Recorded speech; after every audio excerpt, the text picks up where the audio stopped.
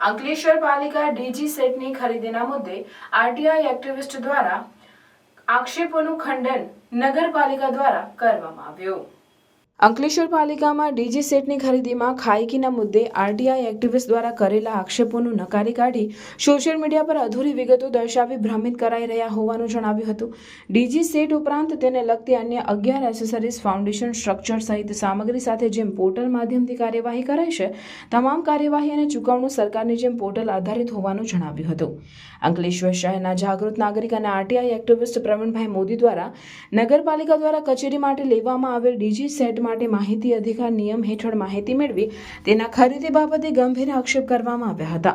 Social media પર કરવામાં આવેલ આક્ષેપ અંગે નગરપાલિકા કચેરી ખાતે પત્રકાર પરિષદ બોલાવવામાં આવી હતી, જેમાં પાલિકા પ્રમુખ લલિતાબેન રાજપુરોહિત, કારોબારી ચેરમેન નિલેશ પટેલ અને ચીફ ઓફિસર કેશવ કોલડિયા દ્વારા આરટીઆઈ ઓફિસર કેશવ કોલડિયા દ્વારા એક્ટિવિસ્ટ દ્વારા જે આક્ષેપ કરવામાં આવ્યા છે તેમાં ડીજી સેટના મુદ્દે જણાવ્યું હતું કે તમામ પ્રક્રિયા સરકારની ગાઈડલાઈન મુજબ તેમના ઓનલાઈન જેમ પોર્ટલ પર ઓનલાઈન કરવામાં આવી છે અને આ મુદ્દે જેટકોનો અભિપ્રાય લઈ તેમને જે આપેલ એસ્ટિમેટ અને સૂચના આધારિત ટેન્ડર કરાયું હતું, જેમાં 25 લાખ ઉપરાંતનો અંદાજ હતો।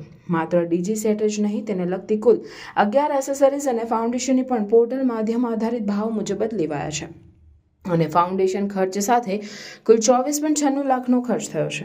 2 પેનલ તેમજ અર્થિંગ વાયર પણ પોર્ટલ આધારિત છે। તેમના દ્વારા કરવામાં આવેલા તમામ આક્ષેપ પાયા વિહોણા ગણાવી કોઈ પણ પાલિકા આવી આ અંગે તમામ વિગતો મેળવી શકે છે। સંપૂર્ણ કામગીરી ઓનલાઈન પોર્ટલ અને સરકારના ધારાધોરણ મુજબ થઈ હોવાનું જણાવ્યું હતું। જેટકો સૂચિત કંપની અંગે ટેન્ડર બહાર પાડ્યા હતા, તેમાં કોઈ આવ્યું ન હતું અને કિર્લોસ્કર કંપની આવ્યું એટલે લેવામાં આવ્યું છે। રહી વાત લોકલ કોન્ટ્રાક્ટરની, તો ઓનલાઈન જ પ્રક્રિયા હતી। લોકલ કોન્ટ્રાક્ટર જ ટેન્ડર ના ભરે તો પાલિકા એમાં શું કરી શકે, તેવો રદિયો આપ્યો હતો। ગતરોજ આરટીઆઈ એક્ટિવિસ્ટ પ્રવીણ માસ્ટર દ્વારા આ અંગે ગંભીર આક્ષેપ કરતા પાલિકા દ્વારા સમગ્ર મામલે ખુલાસો કરવામાં આવ્યો હતો। આજ રોજ નગરપાલિકા સભાખંડમાં બોર્ડ મિટિંગ યોજાઈ હતી। આમાં એજન્ડા પર 74 જેટલા કામ લેવામાં આવ્યા। તમામ કામો વધુ મતે તેમજ સરવાણું મતે મંજૂર કરવામાં આવ્યા। આમાં 36 મજૂરોને કાયમી કરવાનું ઠરાવવામાં આવ્યું છે। આમાં સેફ્રોનથી નીલકંઠ વિલા સુધી રોડનું મોદી સમાજના કુલદેવી મોડેશ્વરી માતા રાખવાનું મંજૂર કરવામાં આવ્યું છે।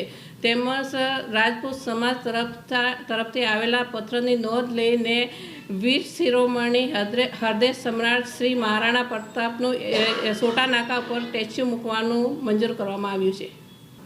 મંજૂરી લઈ અને કાર્યવાહી કરેલી છે અને જે તે એસ્ટિમેટ બનાવવામાં આવે છે એ ગુજરાત સરકારશ્રીના જે ભાવ નક્કી થયેલા હોય એ મુજબ બનાવવામાં આવેલ છે અને એજન્સી ક્વોલિફાઈડ ડિસ્ક્વોલિફાઈડ બાબતે પણ જેમના નિયમ પ્રમાણે જ કામગીરી કરવામાં આવેલી છે।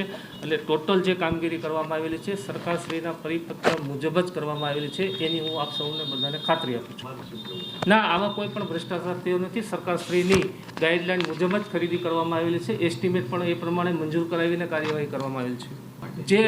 જેના દ્વારા આક્ષેપો કરવામાં આવ્યા છે એ આક્ષેપોને હું રદિયો આપું છું। કોઈ પણ વ્યક્તિને જ્યારે પણ આ બાબતે સમજ કેળવી હોય તો મારી ઓફિસમાં આવી અને એમને હું બધી જ માહિતી આપવા તૈયાર છું।